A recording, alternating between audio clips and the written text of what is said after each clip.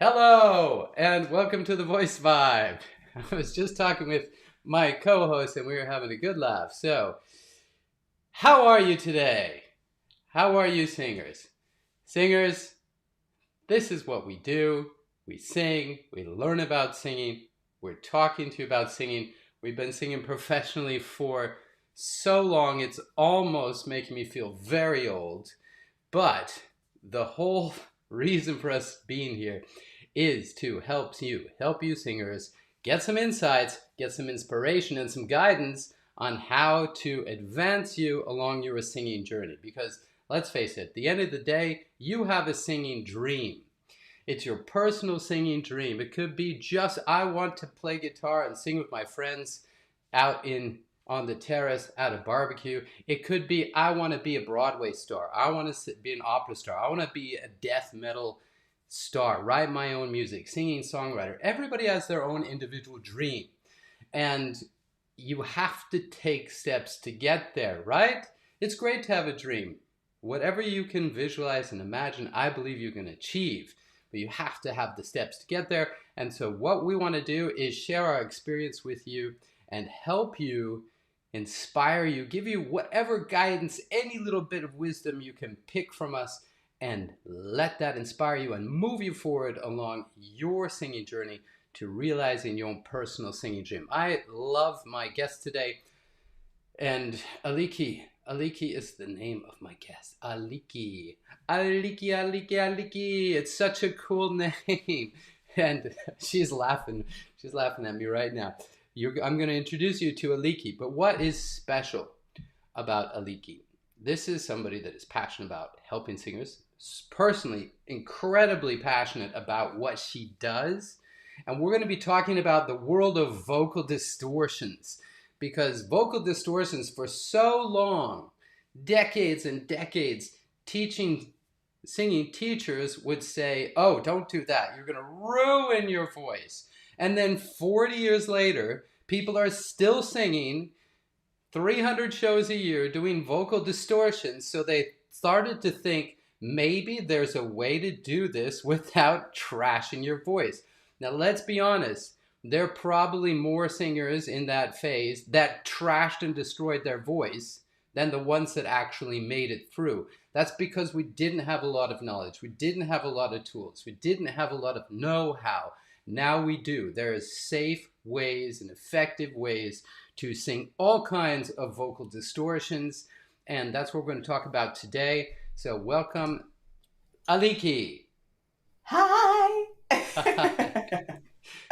How are you today? Oh, I'm doing okay. I'm disorganized today, but it'll be fab. We'll That's figure it all out. all right, great. We got our headsets on. We look like pro podcasters here.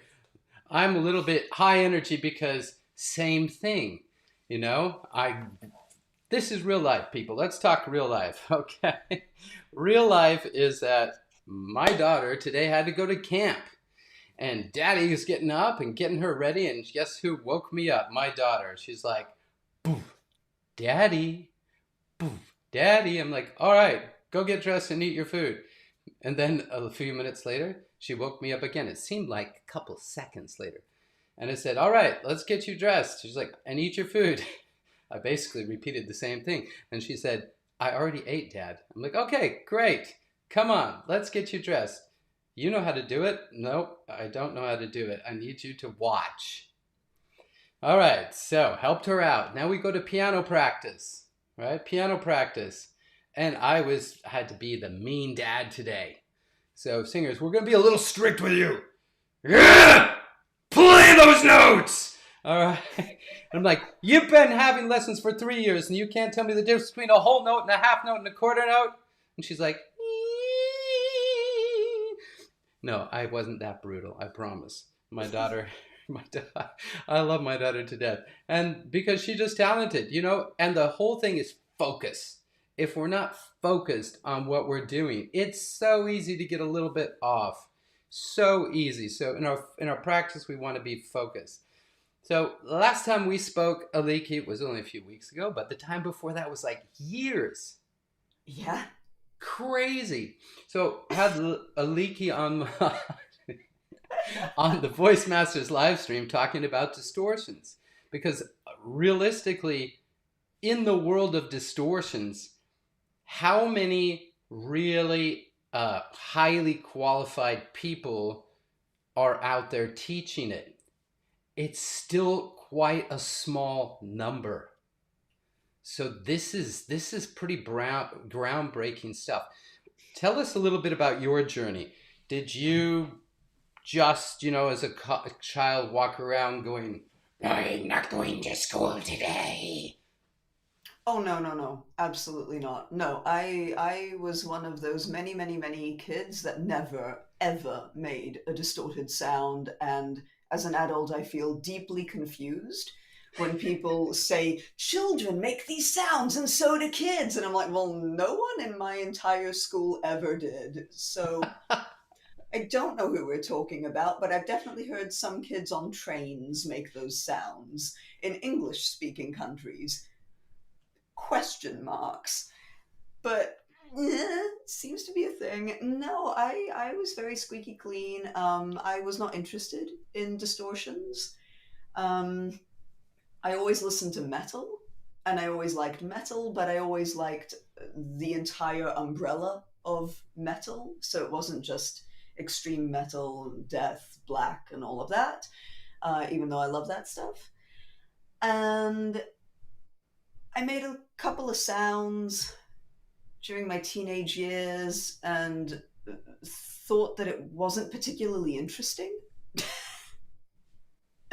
Yeah, yeah. The arrogance is he just does it by chance, happens to do it without pain, and then it's like, whatever, and moves on with life.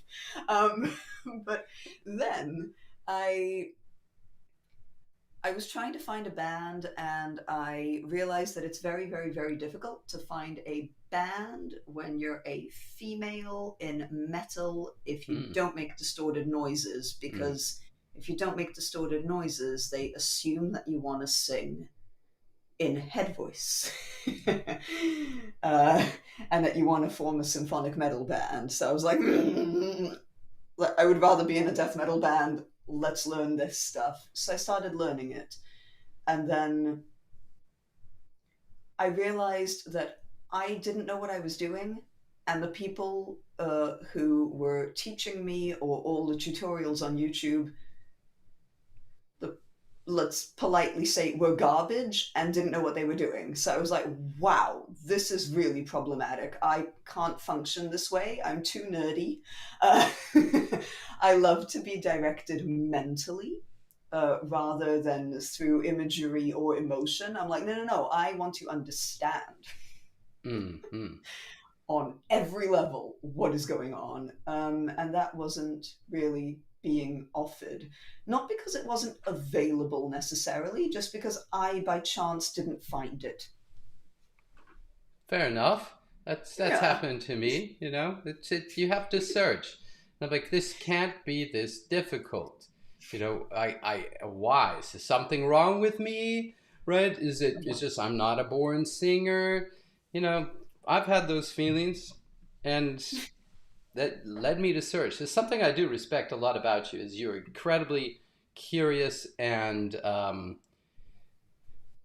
mean, if you wanted somebody to like sniff out truffles for you as a human, Aliki would figure out how to do it. Even though we use dogs and pigs to do that, I mean, she would figure out a way because she's just so relentless in her pursuit of knowledge, and I love that about you.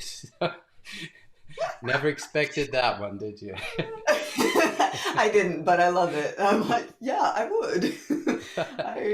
And now I need to stop myself from going down that rabbit hole and not find out how to sniff truffles as a human.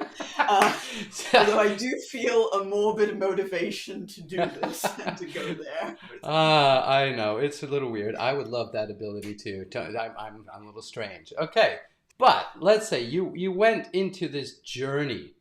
So what have you discovered, and how has it guided you through your evolution in the past? I don't know. Let's say 4 to 6 years, 8 years, So, 10 years? How long have you been yeah. really digging into it?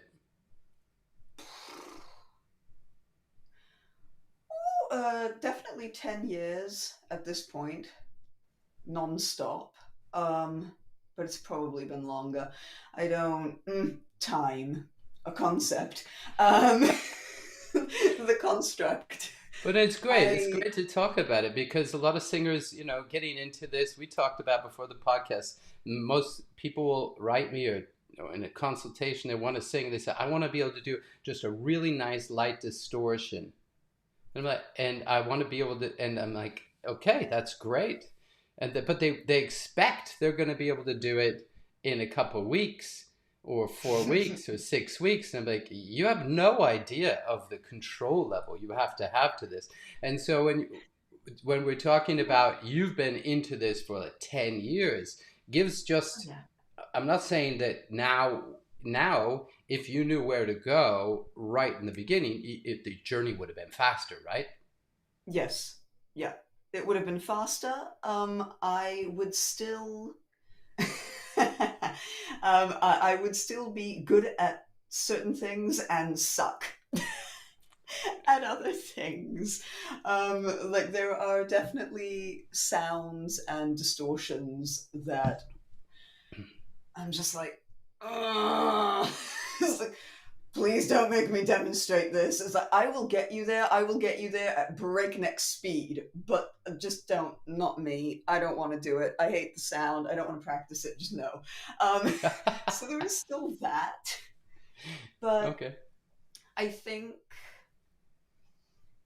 so I think one of the first things that I noticed going into distortions was that there was incredible bias from both sides. Mm. There was this strange idea from contemporary singing teachers that their style of music doesn't have distortions, Mm-hmm. which was absurd. It is very, very difficult to find any type of music that doesn't have distortions, and a lot of them. I'd say maybe only certain pockets of classical operatic singing don't have as much distortion, but it's everywhere. And then the flip side of that is the people who are into metal and into extreme stuff, actually more people that are into rock, hearing more distortion than is present. Mm. Mm. So like the flip bias and Yeah. problem where, Yeah. people will think that AC/DC is constant distortion. And you're like, the majority of it is clean. It's not distorted for too long. It's like beginning and ends of phrases, words here and there, but a lot of it is just squeaky clean. And then also these weird ideas in more recent years that transforms into a dinosaur and a grandpa, but in more recent years, within quotation marks, with bands like Imagine Dragons, where people will come in and say, how do I do this distortion? And you sit there and you're like, you sing it clean, and then an audio engineer puts a distortion effect on your vocals. That's how you do that one. You don't, basically. Which is very frustrating. But so there's that. And then the second thing that I noticed was different genres have preferred distortions. So it's like if I hear an epiglottic distortion, the likelihood that I'm listening to metal is immediately reduced. Mm. If it's a Mm-hmm. false fold distortion, the likelihood that it's pop is very close to zero. It isn't zero, it'll never be zero, but it's very and I noticed that this was something that was distressing singers. Mm-hmm. So you'd get, let's say, gospel singers coming in for lessons, and they had had a lot of lessons about distortions, and a lot of people had told them how to do growls and how to do basically a false vocal fold vibration, and they were so distressed because they could hear that it's the wrong distortion because they were looking for epiglottis, and they were like, this is not the right sound for gospel. And you're like, Okay, cool, interesting. I hear you. Let's not take you in that direction. Um, and then, of course, there's the practical stuff, which is the names and how we refer to distortions is just an abomination. It is absolutely unhelpful. It's terrible. It's What do you mean? What do you mean? Let's unpack this. It's great. Names. I've thought about this a long time. Well, again and again and again. Basically, it's like, why do people coming up with these names? Right? Just today, what is the big deal with the term compression?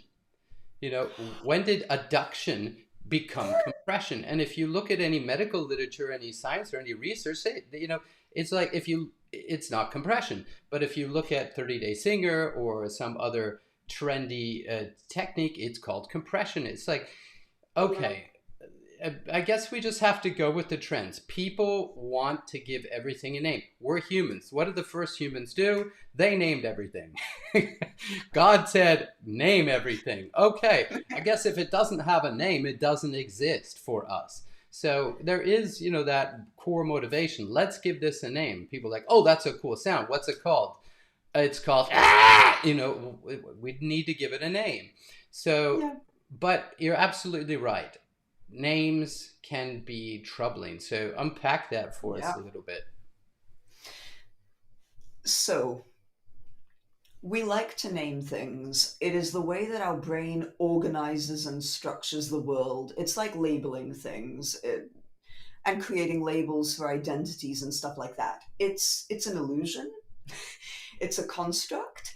And it's a mass delusion that we collectively agree to participate in.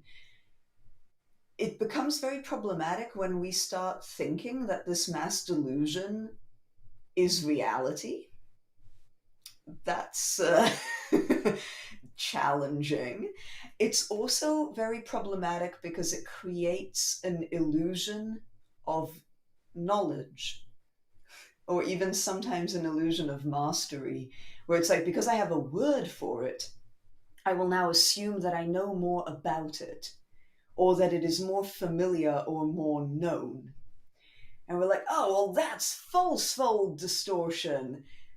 And it's like, yeah, and it originates in a truth, which is that the false vocal folds are active and are vibrating and are creating the sound and part of the result. But does that mean that we understand what's going on? So it's kind of philosophically crossing over into the weird land of metaphysics uh, and stuff, where it's like, oh, metaphysics, and now we think that we know what we're talking about. Yeah. But we have no idea what we are talking about. All we have done is build up this huge delusion, and we're both like, yeah, nodding meaningfully, and no one knows what's going on. So there's that issue. And then the other issue, of course, is that the names and how we refer to things is not standardized, which means that wherever you picked it up from and whoever you're communicating it to, you don't know what you're communicating. It's like if I roll up into a room full of Americans and I say communism, they're not thinking about what I'm thinking of as a Greek person. And we together are definitely not thinking about whatever Polish people lived under. It's just a different construct. So that's really problematic.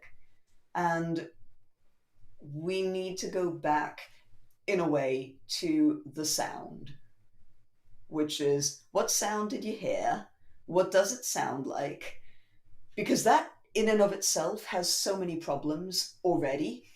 Mm-hmm. It has perception of sound. How are you hearing it? How am I hearing it? What's your interpretation of it? What do you think is going on? Does your ear function the way that my ear functions?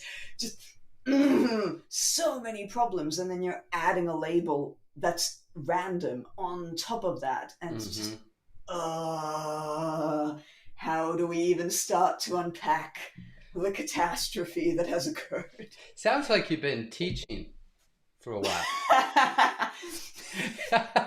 Yeah, it's a common dilemma. First of all, it's your dilemma as a singer. You know, other singers saying different names, teachers go to different coaches, they calling things different names. You think you're totally confused. And in the beginning, it's just this cramp, this brain cramp, trying to sort and connect all the dots that you've heard, and then getting to the point where you realize, I really don't know much about this. And then that perception, the hearing, everything, it's an evolution. It's an evolution. So don't stress out if you're on your singing journey. Just accept this. It's really well meant advice. Just accept that you're on a journey. What you know today, you will laugh at yourself in a year or two because Oh, you yeah. will have evolved. And when you're working with singers, different nationalities, this sounds strange, but I usually say to somebody, to a new client, it's going to take me a few weeks to get to know how your voice, but more importantly, how you think about singing. And what I say, I observe, I like have a couple different approaches. So I'll give one, and then I'll observe what does their brain translate that into action. How does their brain translate what I said into action? And if it's not translating the right thing, then there may be another approach or another phrase or another. And so it is tricky business, right? It's tricky business because Mm. we don't get to see. It's be real easy if I say hold up two fingers, everybody can see they're holding up two fingers, but you don't see what's going on the inside. It is thought controlled, so all these things have to line up. And um, of course it's our daily ambition and our daily struggle as coaches is, and it just shows you care, right? You care, you're trying to reach the individual where they are and move them forward on their journey. And you're right, it gets really complex. So, but I love Yeah. the. Why did you pick the title for this podcast? Because it's a cool title. So I was considering all the information that is out there on distortions, and I was contemplating that very often we don't talk enough about how prevalent they are, which arguably is something that is needed way, way, way more for singing teachers. Like, singing teachers really need to understand how commonplace distortions are. Not because they have to teach them, but just because. And I think this has improved massively over the last 15 years. But really, it would be amazing and beautiful if we could all get to the point where when a singer comes in, they're like, I like this sound, there's a distortion in there. We listen to it together. You hear the distortion, I hear the distortion. We're all there, and we can agree on a common reality that the distortion is there. And you Mm, don't do this weird gaslighting thing where you say, oh, that wasn't a distortion, or, well, I don't hear it, or the worst one, which is, well, I think that in that moment they made a mistake and they could injure themselves. And it's like, hmm. why? Why? Ah! And it doesn't mean you're going to lose your student. It's like, have more trust in people. They're not, we don't go to singing lessons. Well, most of us, as a student, most of us don't go to singing lessons because we think that that person is a deity. We don't think you're God. We don't think you have all the answers. We don't think that you hold the secret. Unless marketing has worked really well for us and we're deeply confused about reality. But hopefully, our brains are functioning and we don't think that you have the secret. We just think that you're more knowledgeable than we are. So we come in as students and we want an interaction, a communication, a relationship. We want someone to see, where is my voice at the moment? What can I do? What are my struggles? I want to go into a room and be able to swear at my singing teacher for like 35 minutes about the fact that I practiced and nothing came of it, and that I had a garbage week and it's been terrible.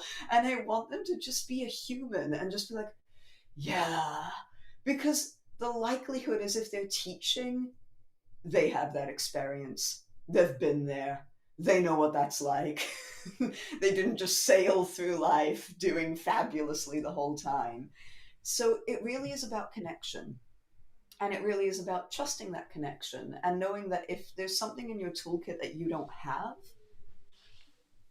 that student might go to another teacher temporarily for one lesson or for a couple of lessons, or you can have lessons together where you observe what they're learning so that you can then help them practice. And it's just this huge thing. Like, you're not going to lose them just by saying, oh, yeah, that thing is happening. Yeah, I don't know how to do that. I don't know how to teach that. So there's the prevalence side, which is very much the teaching side, and then the practicality side, which is what are the magical things that human beings are not talking about around distortions, such as the names are not standardized, the initial sounds that you make can be so grotesquely irrelevant to the final product that you need to trust the process even more sometimes than in clean singing. And if you've ever had clean singing lessons, you'll know how different the initial sounds are from the final sounds. Like, it's horrifying, and it can be even worse with distortions. So things like that, and the speed of acquisition, of course, is a huge one. It takes really long to learn distortions for most people. It's not a fast thing. And why is no one talking about it? Arguably, because it's good marketing, right? You know, you just roll up, you say, I can get you there in one lesson. And it's like, why? Why are we lying? I mean, I guess the answer is money, but if we tell people it takes longer, theoretically, this is going to sound really cynical and bad, but we get more money. Yeah. And that does, yeah, and that's not saying that I am not trying my damnness to get everyone there within one lesson. You think I don't want to be magic? I want to be magical if possible. I want to get there quickly. I want you to be super happy and excited and motivated in every lesson, but I can't guarantee that. Yeah, I think it's just being realistic, you know. Yeah. Be realistic with yourselves as singers as well. Yeah, sure, we can get you to I just sometimes like to add things to broadcasts. Unfortunately, can't really read that, can we? Let's see. I'll have to change the color. Anyway, color, it's right on me. How about if we put it in white? Is that any better? It's a little better. So, you might be able to make the sound really quickly, right? But to actually utilize the sound and have control over that, it's a whole different situation. Can you talk to us a little bit about how long it took you to feel comfortable with the various distortions, and also about the ongoing process of what you're doing right now? Because my son's in the other room and he's got his music just cranked up, and if I don't go turn it down, you're all gonna hear teenage singing. So I'm gonna give Aliki the stage for about a minute. So I always describe myself as a bad student. I'm bad at most things in life. I'm very average. I'm very much not talented in anything. If there's anything that I'm microscopically better at, it's thinking. I'm okay at thinking, but in general, incompetent. So for me, all distortions and everything that I do took me years for a basic false fold noise, like a really, really simple, which you might not think that that's simple, that is way, way, way easier, and I can get you there much faster than I can get you to clean singing with a tiny bit of grit.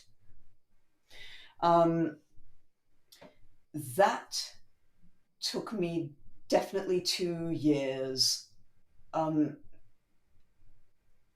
and I think it's also a question of how frequently and how much you use it. The more you use it, the more you realize how much you suck. And the more you realize, wow, it's really variable. Oh my goodness, it's so different from day to day. Wow, I'm really bad at this. Um, so it's like a whole thing. I think I think there's something very, very noteworthy, let's say, about the 5 year mark in any activity in Mm. life. It's like if you've been doing it for 5 years, fundamentally it is different to the beginning. My favorite thing is always like people who have like 2 or 3 years of classical singing lessons. And like, I had classical singing lessons. And immediately, like, they come in the room and you're like, that's less than 5 years. You can hear it. It's so audible with classical singing. And it doesn't matter how good they are, they can be Yeah. mind blowingly amazing. But you're just like, ah, okay, cool.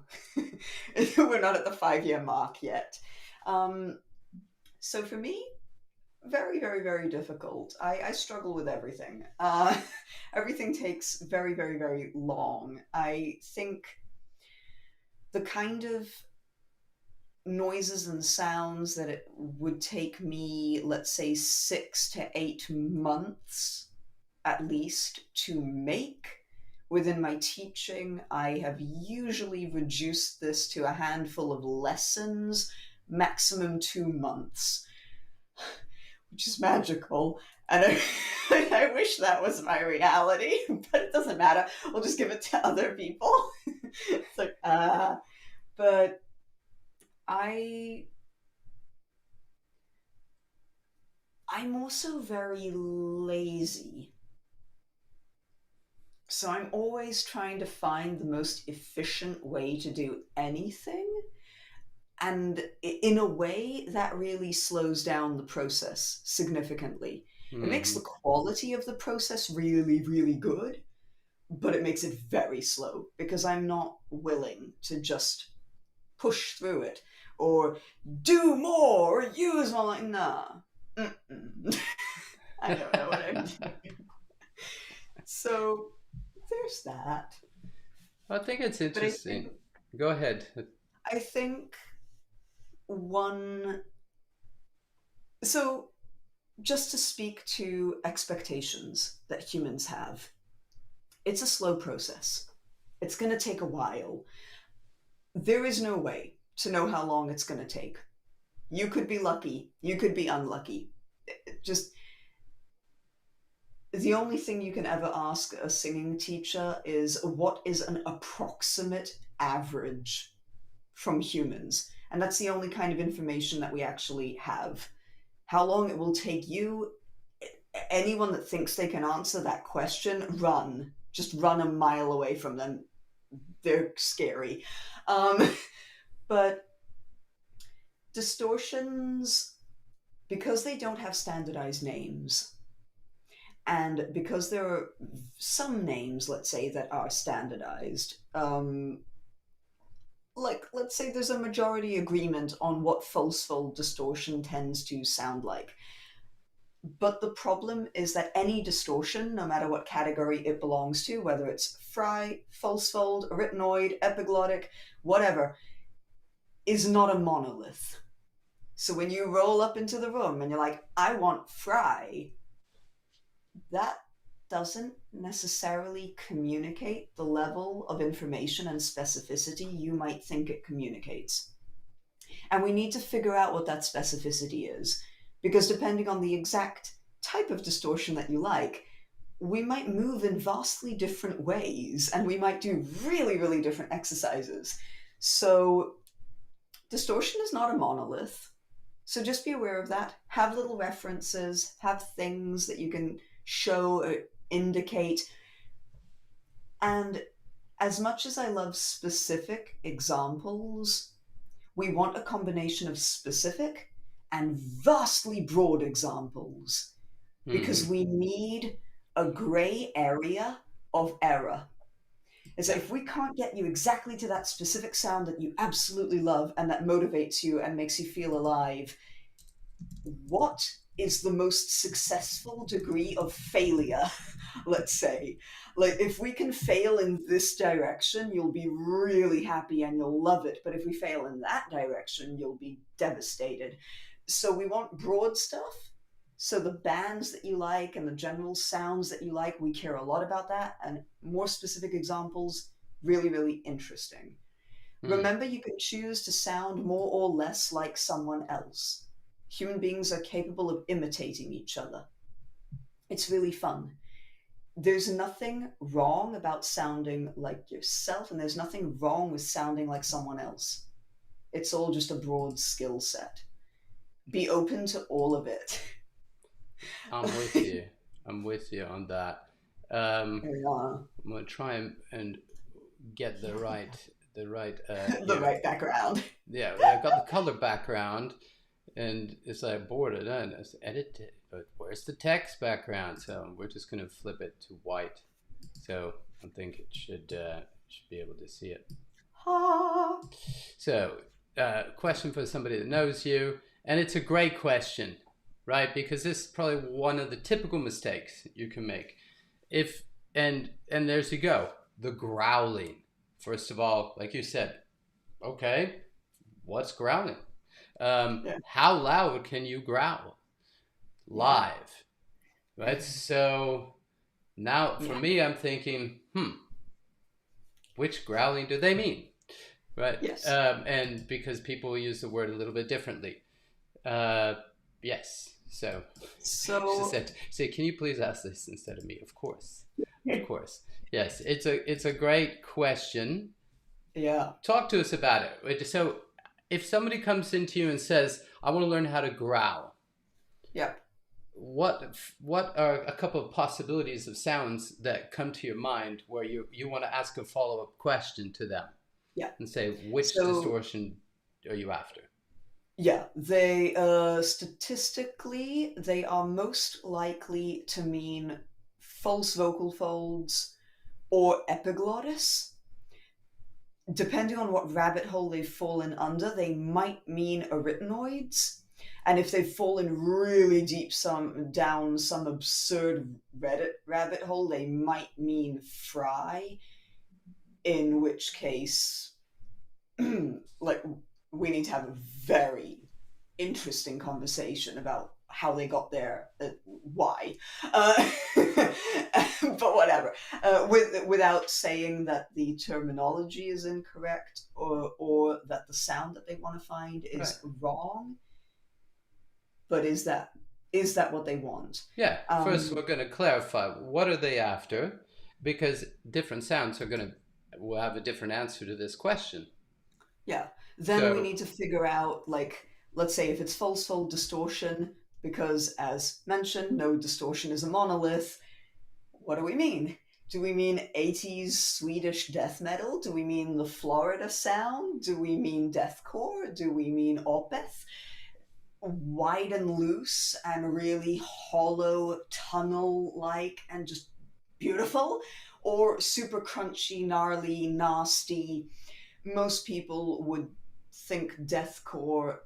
It's a question of, do you want it to be socially acceptable or unacceptable, which moves the needle from deathcore and death metal, or grindcore and like noisecore and all that stuff, where it's like now you sound like you're vomiting and dying at the same time. I'm gonna get really excited, but no one else is gonna like what you're doing. So prepare yourself. Fun. Um, so it's all those questions, and I would say if we're talking metal vocals and we're talking, let's say we're talking death metal or black metal, my volume capacity is identical to my clean volume capacity. Any volume is game. It's like, let's do it. I can go super loud. The quieter I go, if it's false vocal folds, the harder it becomes. And sometimes the more painful it can become. um, so that one's weird. With Fry, it's usually the opposite. So usually Yeah. not much volume, just meh here, very Yeah. dependent on the microphone, Yes. which also restricts the genres it can reasonably be used in a live Yeah. setting.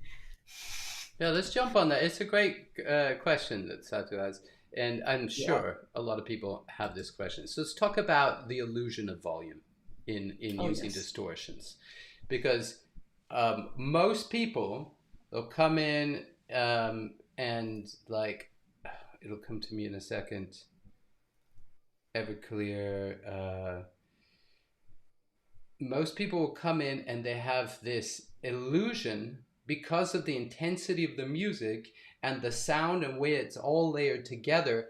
It is designed to make you go, just Yeah. really pump you up. And so when you want to sing, you want to like put so much force behind it because the music Yes. is putting that energy into it and you feel that drive inside.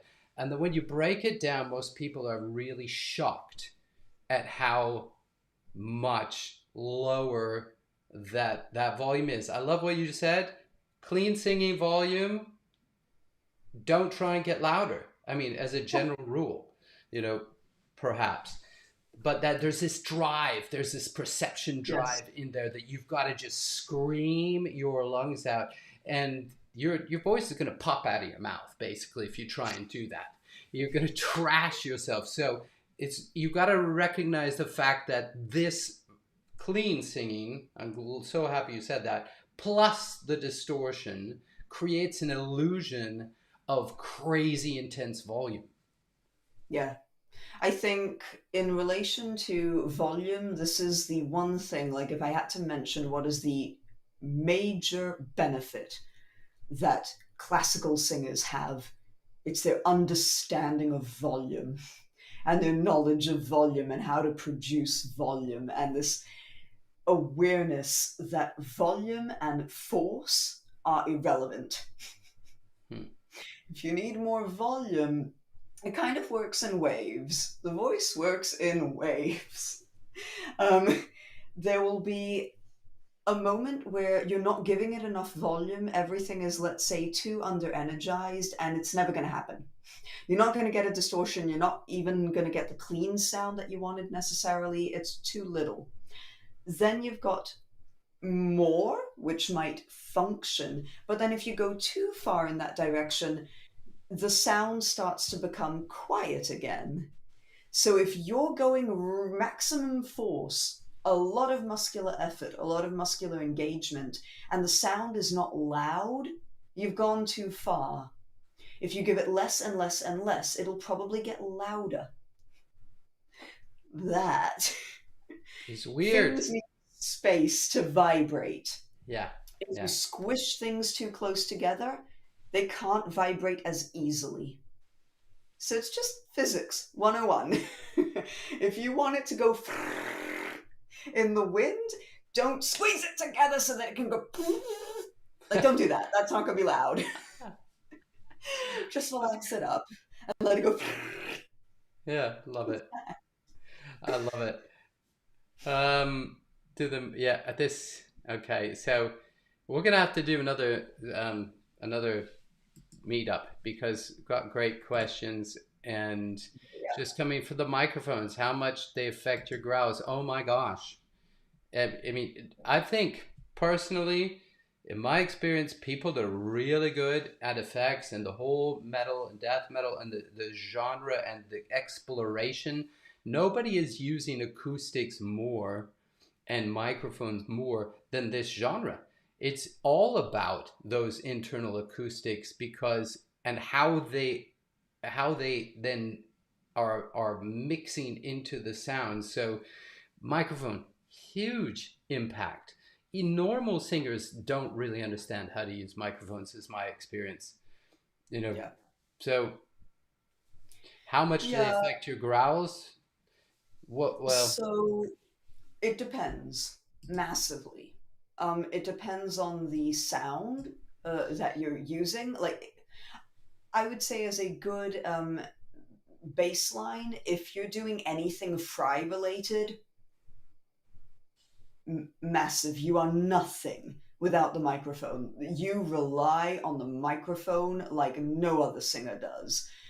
It's at the level of like Billie Eilish. It's like, if we take that mic away, you are doomed. There's nothing you can do if you've chosen that type of production. For false fold, it varies massively. So I feel like relying less and less on the microphone is like a badge of honor in metal. It's the way that you kind of separate who's really good. Because if you're really good, that microphone should not be making much of a difference. Like, if you're really, really, really solid. But does the mic make a huge difference? Yes, it does make a huge difference, which is also why you get those pockets of especially old school metalheads really vehemently hating on vocalists who cup the mic, because you're cheating. Like, you just don't sound like that. And you might as well put a distortion effect over your yeah. voice. Like, why not, if you're going to do that? Um, so it's like, simultaneously, it has a massive effect. And at the same time, for some people, depending on what they're thinking of and what they're imagining, no, the mic doesn't actually do the work for you. Yeah. And it No, can have almost no effect. So I it, agree. it really depends on what you think Maybe is we can happening. give some. We've got a couple interesting requests, but basically, say sing. I want to hear some stuff because we're having. Um, so you might be able to respond to this. You guys, I'll just be straight up. We're gonna have to move on because we have a live coaching call, and if you want to join the live coaching call, this is how it works. So I have a private singing community called the Vibe, and the Vibe. This is the Voice Vibe, and in the Vibe community, it's an online community, and we do a masterclass with coaches like Aliki that are here on the live stream. So it should be a link in the description. You just go check out the Vibe. You can join. We have a live Zoom call, and we'll be going into detail and working with singers and do a lot more singing there in the next hour. But let's talk about that. Okay, I haven't done this for a long time, but if I'm going to do, let's say, a big volume sound, let me give an operatic sound. Oh, okay, that sounds pretty comfortable for me. Now, if I want to add like a full on, I'm pretty much doing the same thing, but it costs me more physical energy for sure. I'm not doing this every day. So that for me felt like that was really, really heavy. So if I'm going to lighten it up, I'm not getting the same looseness.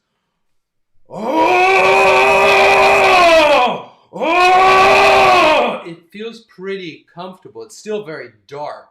But as far as terms of the microphone, no, that mic's not doing any extra work for me.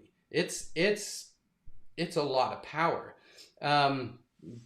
Just an example of maybe that fits from my own personal, what I would call a form of growling.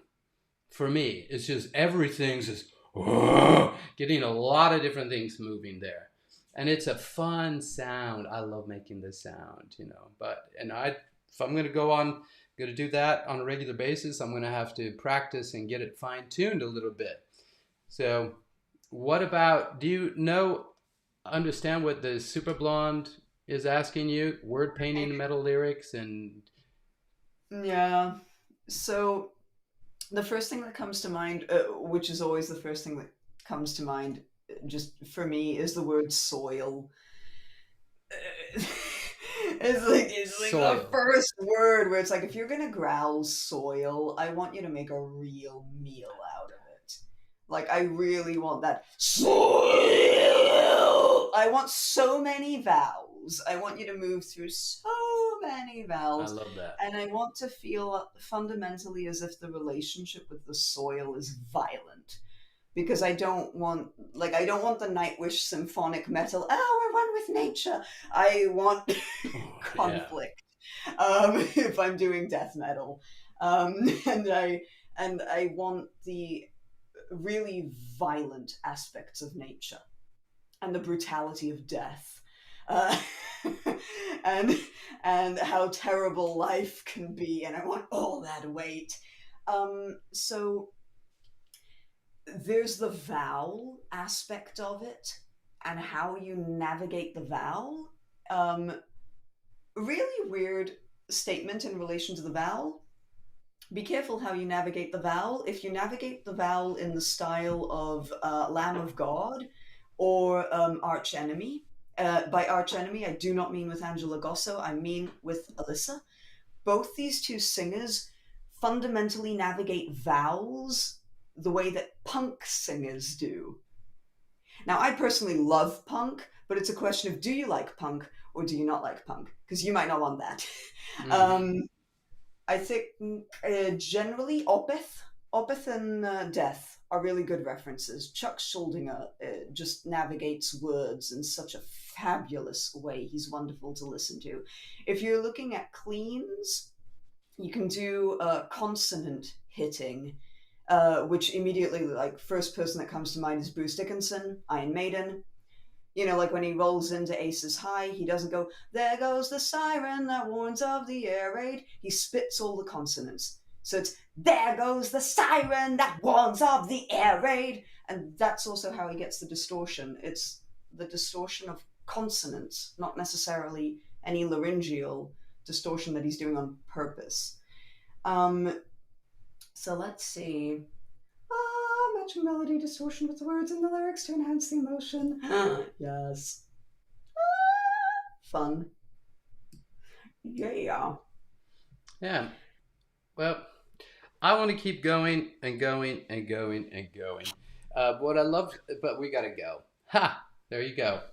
Everybody's going somewhere, and when they get there, they're going back, and then they're going somewhere new, and we're gonna go somewhere else. Come and join us. I love the example you just gave and saying go through really chew the word, because you this is the key factor in all forms of singing.